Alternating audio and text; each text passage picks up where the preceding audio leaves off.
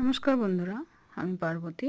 আজ আবারও একটি নতুন ভিডিও নিয়ে তোমাদের সামনে হাজির হয়েছি।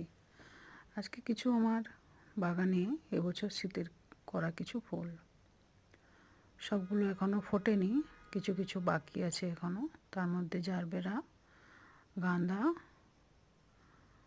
এগুলো জারবেরা আমার বেশি নেই, জারবেরা খুব কম আছে, তিনটে। এটা জিনিয়ার দুটোই কালার পেয়েছি, একটা রেড আর একটা পিঙ্ক। পিঙ্কটা এখনও ফোটেনি। গাঁদা অবশ্য একবার হয়ে গেছে, আর এটা নিয়ে সেকেন্ডবার। এটাও প্রথমবার হয়ে গেছে, এটা সেকেন্ড ফ্ল্যাশ। এর নাম হলো ফায়ারবল। আর ডালিয়া তিনটে করেছি, তার মধ্যে তিনটে বীজের থেকে করেছি।